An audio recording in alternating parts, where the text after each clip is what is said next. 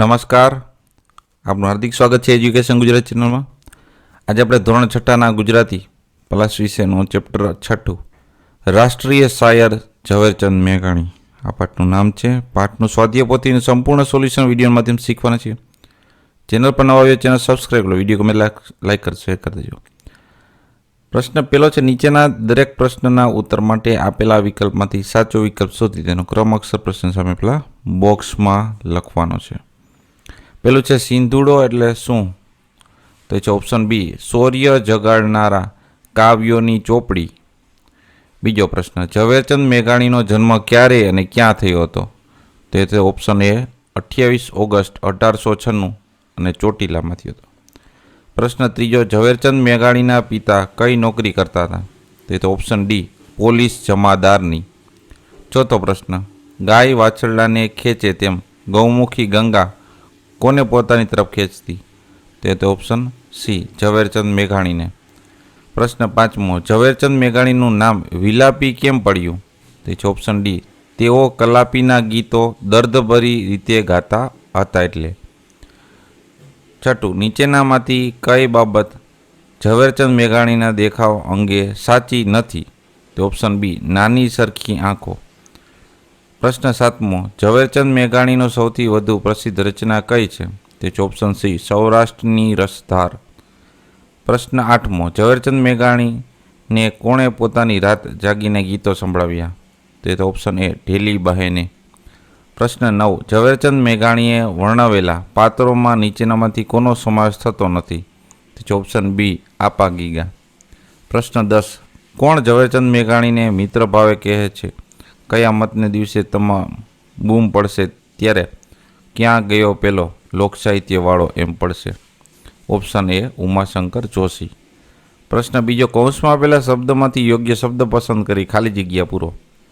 પેલું, સિંધુડો પુસ્તકના કાવ્યો લોકોમાં અહિંસક યુદ્ધ કરવાના ભાવ જગાડ્યા, ખાલી જગ્યામાં છે અહિંસક.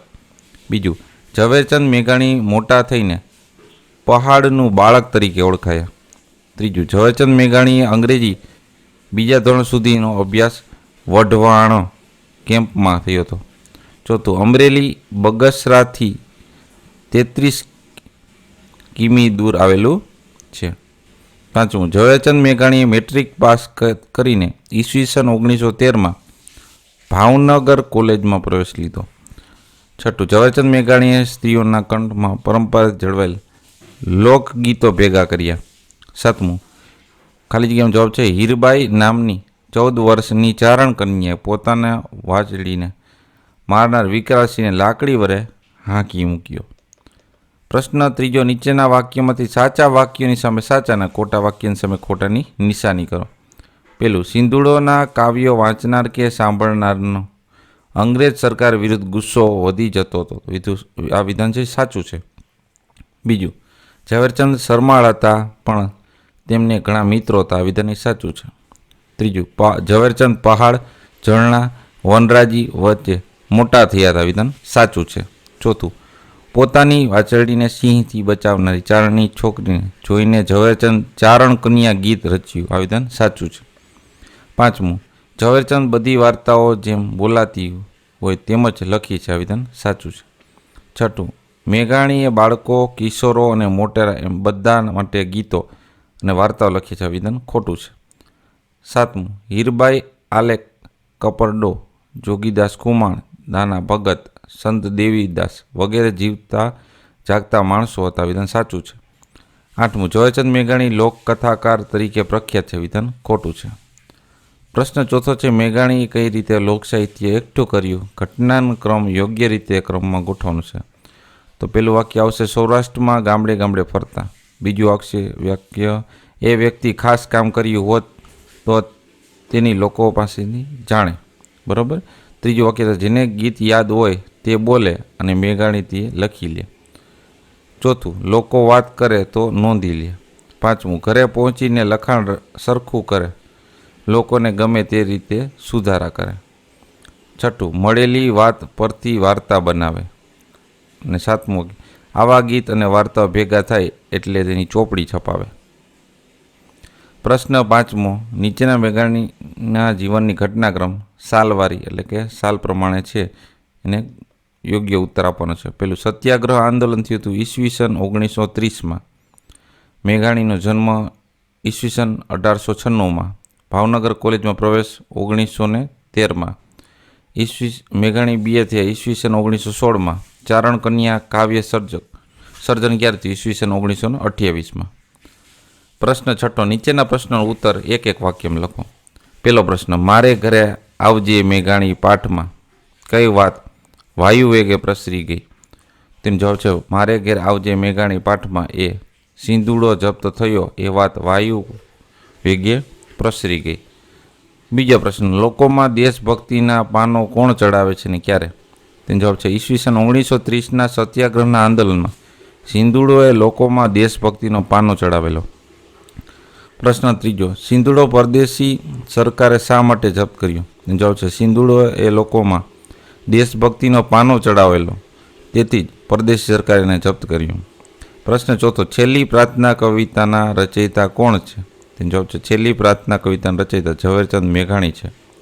પ્રશ્ન 5, છેલ્લી પ્રાર્થનામાં કવિએ કોની વેદનાને ગૂંથી છે? તેનો જવાબ છે છેલ્લી પ્રાર્થનામાં કવિએ પોતાની નિવેદન સાથે અંગ્રેજોના રાજમાં ભારતની ગુલામ પ્રજાને પડતી તકલીફોને ગૂંથી છે. પ્રશ્ન 6, કયા કાવ્યની પંક્તિઓએ ન્યાયાધીશની આંખોમાં આંસુ છલકાવી દીધા? પ્રશ્નનો જવાબ છે ઝવેરચંદ મેઘાણીએ છેલ્લી પ્રાર્થના કાવ્યની પંક્તિઓએ ન્યાયાધીશની આંખો આંસુથી છલકાવી દીધી. પ્રશ્ન 7, ઝવેરચંદ મેઘાણીના માતા પિતાના નામ શા હતા? તેનો જવાબ છે ઝવેરચંદ મેઘાણીના માતાનું નામ ધોળીબાઈ અને પિતાનું નામ કાળીદાસ હતું. પ્રશ્ન 8, ઝવેરચંદ મેઘાણીના બાળપણના સંગી કોણ હતા? તેનો જવાબ છે ઝવેરચંદ મેઘાણીના બાળપણના સંગી લાખાપાદરના પહાડી ભેદી નદીના ઊંડા ધરા અને તેના ડુંગરની બખોલો હતી. પ્રશ્ન 9, બગસરામાં હતા ત્યારે મેઘાણીની પ્રકૃતિ કેવી હતી? તેનો જવાબ છે બગસરામાં હતા ત્યારે મેઘાણી શરમાળ અને ઓછા બોલા હતા. પ્રશ્ન 10, મેઘાણીની પહેલી પદ્ય રચના કોના વિશેની હતી? તેનો જવાબ છે મેઘાણી પહેલી પદ્ય રચના નૈધર વંશના વેલાજીના પુત્ર ચીમનાજી વિશેની હતી. પ્રશ્ન 11, મેઘાણીએ ગ્રેજ્યુએશન કયા વિષયો સાથે પાસ કર્યું અને ક્યારે? તેનો જવાબ મેઘાણી ઈસવીસન 1916માં અંગ્રેજી સંસ્કૃત વિષયો સાથે ગ્રેજ્યુએશન પાસ કર્યું. પ્રશ્ન 12, મેઘાણીએ પોતાનું જીવન કાર્ય શામાં દેખાયું? તેનો જવાબ છે હડાળા દરબારે સોરઠી બહારવટિયા અને સંતોની વાતો કહી એમાં મેઘાણીને પોતાનું જીવન કાર્ય દેખાયું. પ્રશ્ન 13, મેઘાણીએ કોને કોને મળીને લોકગીતો ભેગા કર્યા? તેનો જવાબ છે મેઘાણીએ ચારણો, બારોટો, ભરવાડો, ભજનીકો, કાઠીઓ, રાવણ હતા, ભરથરીઓ, ગરડી, દાદીમાઓ ને સાથે મળીને લોકગીતો ભેગા કર્યા. પ્રશ્ન 14, કવિશ્રી દુલાભાઈ ભાયા કાગ સાથે મેઘાણી ક્યાં ગયા હતા? તેનો જવાબ છે કવિશ્રી દુલાભાયા કાગ સાથે મેઘાણી ગીરમાં તુલસીશ્યામની નજીક ચારણોના એક નેસમાં ગયા હતા. પ્રશ્ન 15, મેઘાણીએ કયા કયા ઉપનામ મળ્યા છે ને? તો મેઘાણીને પહાડનું બાળક, વિલાપી, જનક રાજા તેમજ રાષ્ટ્રીય શાયર ઉપનામ મળ્યા છે. પ્રશ્ન 7, નીચેના પ્રશ્નોના ઉત્તર 2-3 વાક્યમાં લખો. પહેલો, ઝવેરચંદ પોતાનાને પહાડનું બાળક કેમ માનતા હતા? તેનો જવાબ છે ઝવેરચંદ પહાડ અને પથ્થરો વચ્ચે ઉછર્યા. જમાદાર પિતાની બદલીઓ ડુંગરાળ પ્રદેશમાં થતી એટલે એમને ખેતર પાદર નદી પર્વત સાથે દોસ્તી થઈ રહી. પહાડ ભેદતી નદીઓ, એના ઊંડા ધરા ને એ ડુંગરની બખોલો તેમના બાળપણના સંગી હતા. તેથી ઝવેરચંદ પોતાને પહાડનું બાળક માનતા હતા. પ્રશ્ન 2, ઝવેરચંદ વેકેશનમાં લાખાપાદર શા માટે પહોંચી જતા? તેનો જવાબ છે જેમ ગાય વાછરડુને ખેંચે એમ લાખાપાદર થાણું એની ઊંચી ભેખડો, વસમો વાંકડો, ઘૂમટો તાણીને વહેતી ગોમુખ ગંગા, ડુંગરની બખોલોને પહાડ બેંધતી નદીઓ ધરા ઝવેરચંદને ખેંચતા હતા. બાળપણના એ સંગીને મળવા વેકેશનમાં ઝવેરચંદ લાખાપાદર પહોંચી જતા. પ્રશ્ન 3, બગસરામાં મેઘાણીને શાના પાઠ શીખવા મળ્યા?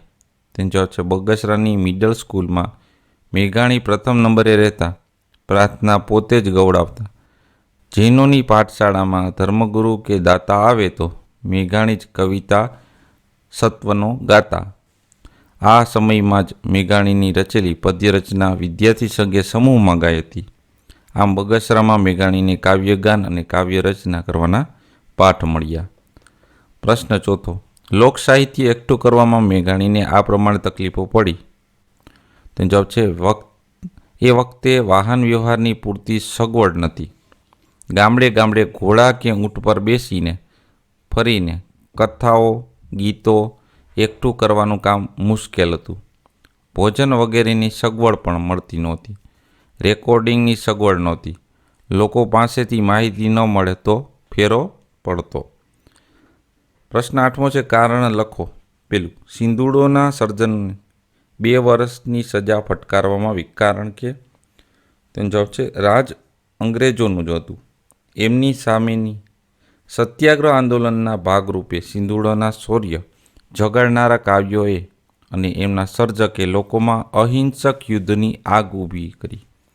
એ વધુ ન ફેલાય એ માટે અંગ્રેજ સરકારે રાજદ્રોહના આરોપસર સિંધુડોના સર્જકને 2 વર્ષની સજા ફટકારવામાં આવી.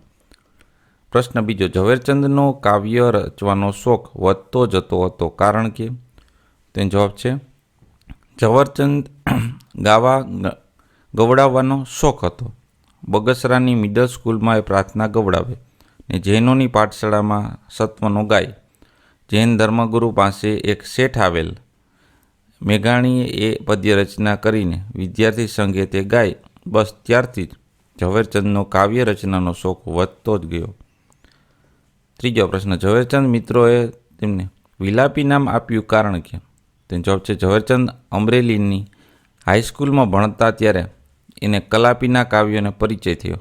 કલાપીના કાવ્યો ઝવેરચંદ એટલી દર્દભરી રીતે ગાતા કે મિત્રોએ તેમને વિલાપી નામ આપ્યું ને તેમણે પણ વિલાપી ઉપનામ સ્વીકારી લીધું.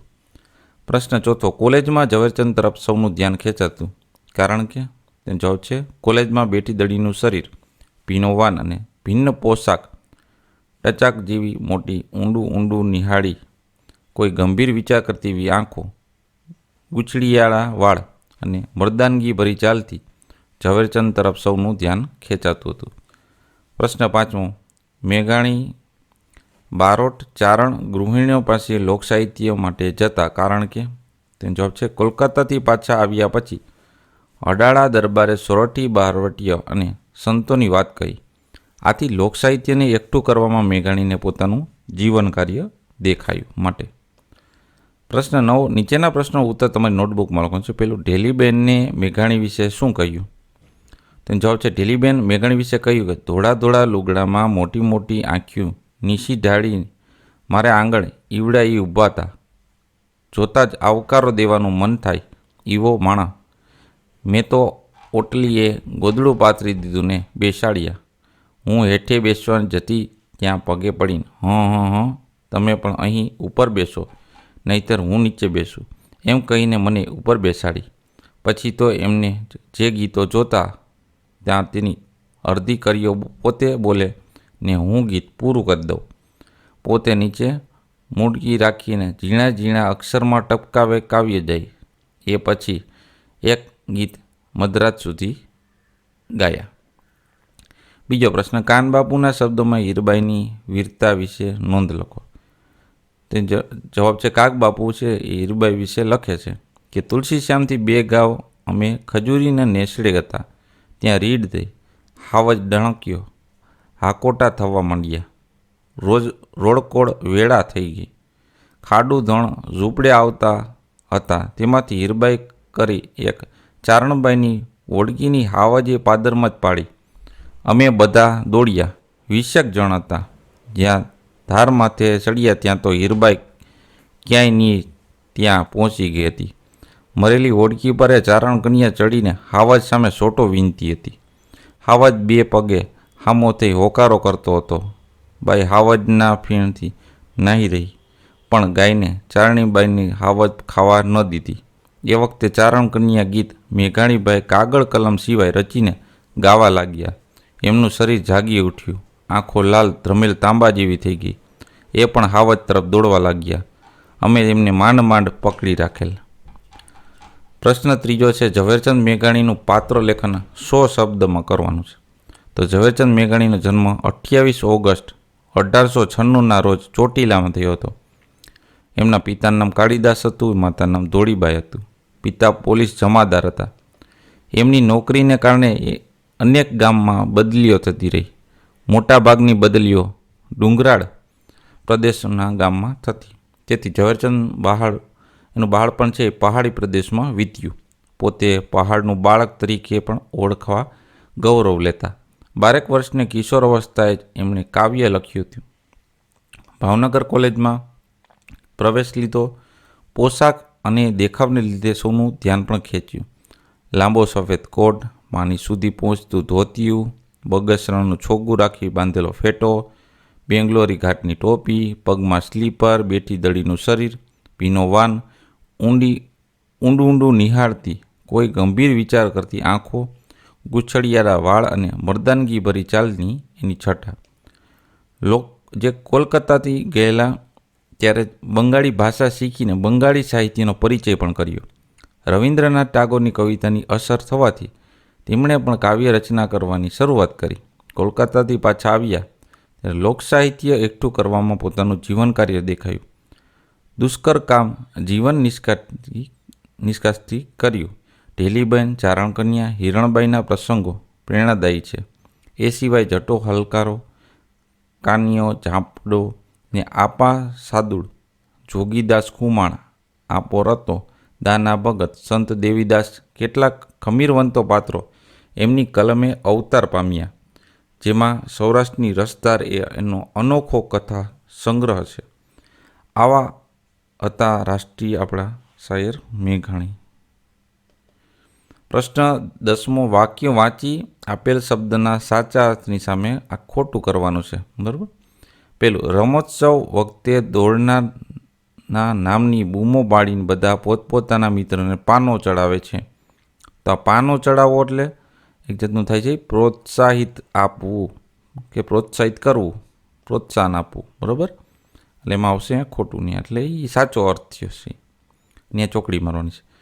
બીજું, મગનભાઈએ ગાડી ખરીદવા બેંકમાંથી લોન લીધી. લોનના હપ્તા ન ભરતા બેંક તેમની ગાડી જપ્ત કરી. જપ્ત કરવું એટલે બળજબરીથી લેવું. બીજું, મારા દાદીને ઘણી બધી વાર્તાઓ આવડે. રોજ રાત્રે એમની વાર્તાઓનો ખજાનો ખુલે અને એક પછી એક વાર્તાઓ બહાર આવી જાય. તો ખજાનો ખુલવો એટલે મૂલ્યવાન ભંડાર ખોલવો. ચોથું, અભિમન્યુની વાર્તા વાંચી અમારી આંખમાં પાણી આવી ગયું. તો પાણી આવી ગયું એટલે આંસુ નીકળી આવવા. પ્રશ્ન 11, નીચેના આપેલા વાક્યો વાંચીને એ વાક્યોમાં રેખાંકિત કરેલા શબ્દોનો અર્થ શું થશે તે શોધી કૌંસમાંથી તે શબ્દ શોધો અને નીચે લીટી કરો. પેલું, આગળ નીકળી ગયેલા મિત્ર, અમે ઊભા રહેવા કહ્યું પણ તે સાંભળ્યું નહીં. પછી મેં તેને બુલંદ અવાજે ઊભા રહેવાનું કહ્યું ત્યારે તે ઊભો રહ્યો. તો બુલંદ એટલે મોટા અવાજે. બીજું, તે માણસ ધીમે ધીમે મોટો થતો ગયો. થોડી વારમાં તે વિકરાળ રાક્ષસ બની ગયો. તો વિકરાળ એટલે ભયાનક.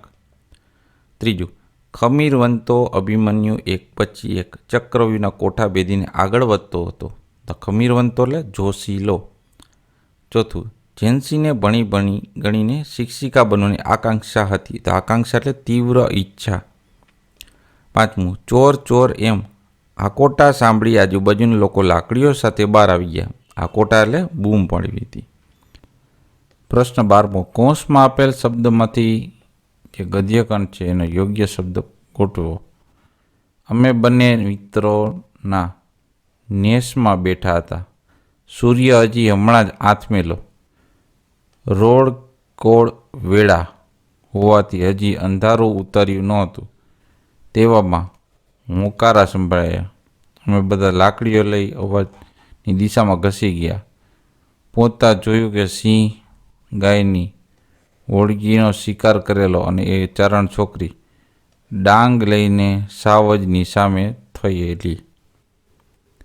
પ્રશ્ન 13મો છે, કૌંસમાં આપેલ શબ્દોમાંથી યોગ્ય શબ્દ પસંદ કરી ખાલી જગ્યા પૂરો. પેલું, એ ડુંગરની બખોલો તેમના બાળપણના સંગી હતા. બીજું, જૈનોની પાઠશાળામાં સત્વનો ગાવાની મેઘાણીને રઢ.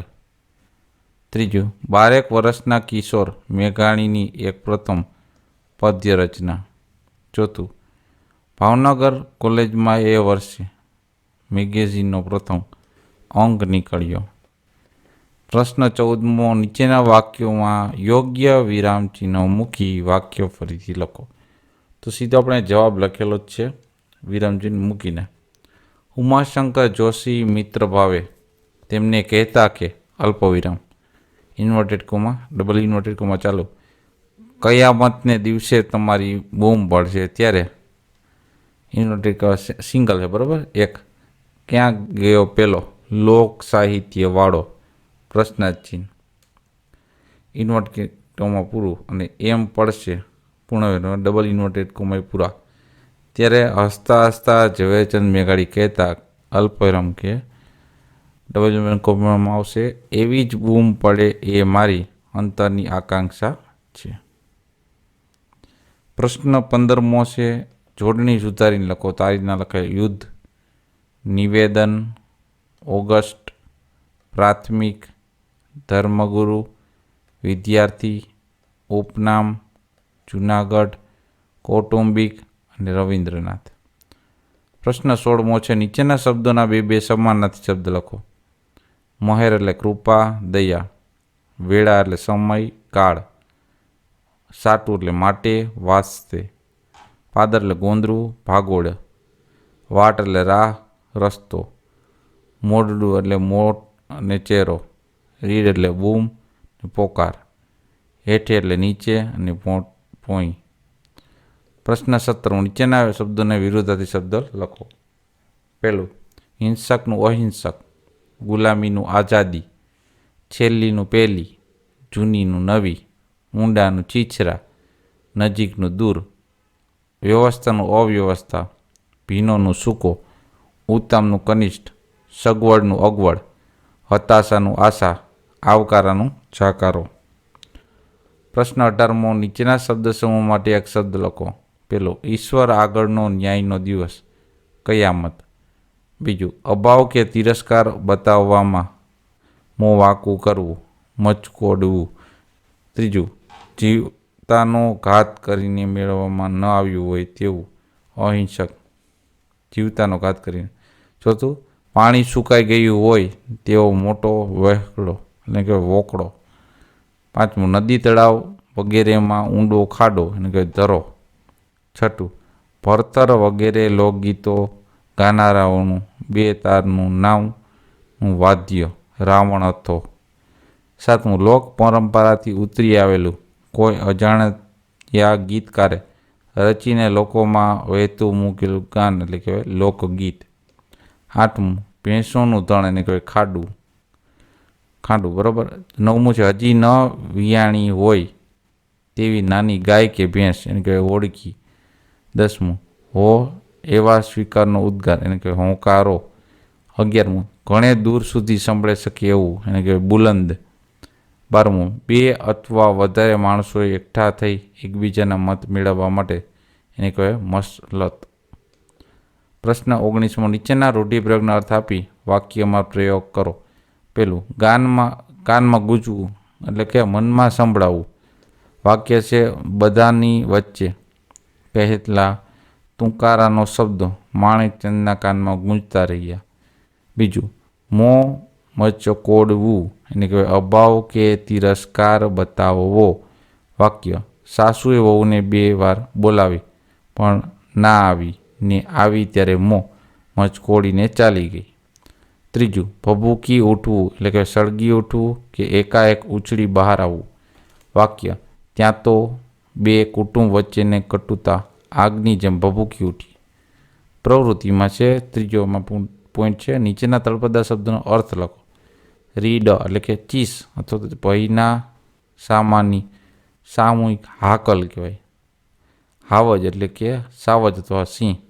સોટો એટલે લાકડી. લાલ ધ્રમેલ એટલે કે રાતી ચોળ. તો આ પાઠના આપણે સ્વાધ્યાય પોથીનું સંપૂર્ણ સોલ્યુશન જોતા રહો એજ્યુકેશન ગુજરાત ચેનલ, શીખતા રહો. થેન્ક યુ, આભાર.